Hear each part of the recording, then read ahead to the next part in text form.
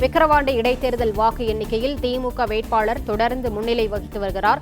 9வது சுற்றில் திமுக வேட்பாளர் அன்னையூர் சிவா 57,393 வாக்குகள் பெற்று முன்னிலை வகித்து வருகிறார். பாமகவின் சி அன்புமணி 24,130 வாக்குகள் பெற்று 2ஆம் இடத்தில் இருக்கிறார்.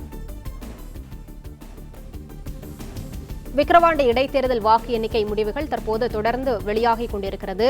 இதுகுறித்து பாமகவை சேர்ந்த திலகபாமா அவர்கள் பேசுவதற்காக நம்முடன் இணைப்பில் இருக்கிறார். அவரிடம் பேசலாம். வணக்கம். தற்போது இந்த வாக்கு எண்ணிக்கை முடிவில் திமுக தொடர்ந்து முன்னிலை வகித்து வருகிறது. பாமக நீங்கள் எதிர்பார்த்த அளவுக்கு வாக்குகள் பெற்றிருக்கிறதா? அது குறித்து நீங்க பேசலாம். இந்த இடைத்தேர்தல் குறித்த வரைக்கும் வழக்கமாக ஆளுங்கட்சி அதில் வெற்றி பெறும் அப்படிங்கிறது நம்ம எதிர்பார்த்திருந்ததுதான். ஆனால் இந்த முறை எப்பயும் இல்லாம இடைத்தேர்தலில் களம் காணணும் பாட்டாளி மக்கள் கட்சி நினைத்ததன் காரணம் திமுக அரசின் இந்த மக்கள் விரோத போக்கு. கள்ளக்குறிச்சி ஆம்புலன்ஸ்க்கு ஒரு மாதத்துல 131 பேருடைய கொலைகள், மக்களுக்கு அவங்க அளித்த வாக்குறுதி, மின்சார கட்டண உயர்வு, இப்படின்னு மக்கள் பேச முடியாத நிலையில இருக்கிறார்கள். இப்ப கூட பாத்தீங்கன்னா வாக்கு சேகரிப்புல கூட போய் நாங்க ஜெயிக்கலைன்னா உங்களுக்கு 1000 ரூபாய் தர மாட்டோம், நாங்க வரலைன்னா உங்களுக்கு பட்டா தர மாட்டோம் அப்படி மிரட்டிதான் அவங்க விழிட்டு இருக்கிறாங்க. அதுக்கு அடுத்து பணம், அவர்களை எளியவர்களாக வைத்து அந்த பணத்தின் மூலமாகவும் பணபலமும் அதிகார பலத்தையும் காமிச்சு இந்த வாக்குகளை வாங்கியிருக்காங்க. எனக்கு ஒரே ஒரு கேள்விதான், எந்த இடத்துல பாமக வெற்றி பெற்றிருக்கு அப்படின்னா இவர்களை தாண்டோண்டித்தனமாக இருக்க விடாம இருக்கணுங்கிற இடத்துல உள்ள நின்று களம் கண்டு அந்த பிரச்சனைகளை பேசினதுல பாமக வெற்றி கண்டிருக்குது. இன்னும் சொல்ல போனா சாதாரணமா ஆளுங்கட்சி என்ன திட்டம் செய்திருந்தாலும் ஆளுங்கட்சி சும்மா இருந்தாலே ஜெயிச்சுட்டு போயிருக்க வேண்டியதுதான்.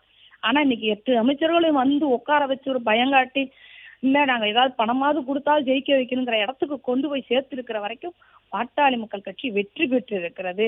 வாக்கு எண்ணிக்கைகள் இந்த மக்களின் தீர்ப்பை நாங்க ஏற்கிறோம்.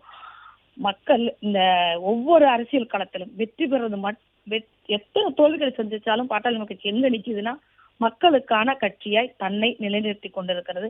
தொடர்ந்து இந்த களத்தில் மக்களுக்காக நாங்கள் பயணிப்போம்.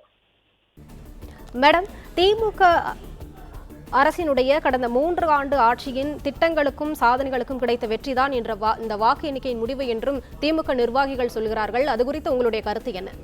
அவங்க அப்படித்தானே சொல்லி ஆனா உங்களுக்கு எனக்கும் தெரியும்ல, அவங்க உள்ள பணம் கொடுக்காம ஜெயிச்சிருந்தாங்கன்னா அவங்க செய்த திட்டங்களுக்கான வெற்றின்னு நான் சொல்லுவேன். உள்ள எவ்வளவு பணம் விளையாண்டுருக்கு, எவ்வளவு மூக்குத்திகள், எவ்வளவு வேட்டி சேலை கொடுத்திருக்கிறாங்க, அதை விட மிரட்டி இருக்காங்க. ஓட்டு போட்ட வந்த பிறகு கூட நீ இப்ப மாம்பழத்துக்கு ஓட்டு போட்டியான்னு மிரட்டி இருக்கிறாங்க. டிஎஸ்பி மிரட்டுறாரு சீராளன்ங்கிறவரு. நீங்க ஏன் இங்க நிக்கிறீங்க, போகணும், வாக்குச்சாவடிக்கு வெளியே குறிப்பிட்ட எல்லைக்குள்ள நின்று வாக்கு கேட்கறதுக்கு கூட விரட்டுறாங்க. அப்ப ஆளும் அதிகாரம் முழுக்க கட்சி தன்னுடைய அதிகார பலத்தை காமிச்சிருக்கு. காவல்துறையை ஏவலாளர்களை பயன்படுத்திருக்குது. உள்ள இருக்கிற அதிகாரிகள் அவ்வளவு வரையும் பயன்படுத்துது. ஏன் விருதுநகர் மாவட்டத்துல பார்த்தோம்ல, வாக்குகளை நிறுத்தி வச்சுல அறிவிச்சாங்க. ஆளுங்கட்சியோட இந்த அதிகார போக்கு நம்ம எல்லார் கண்ணிலையும் தெரியுது. அவங்க வேற வழியில் அப்படி இருந்து சொல்லியா. தங்களுடைய தகவல்களை பகிர்ந்து கொண்டமைக்கு நன்றி திலகபாமா அவர்கள்.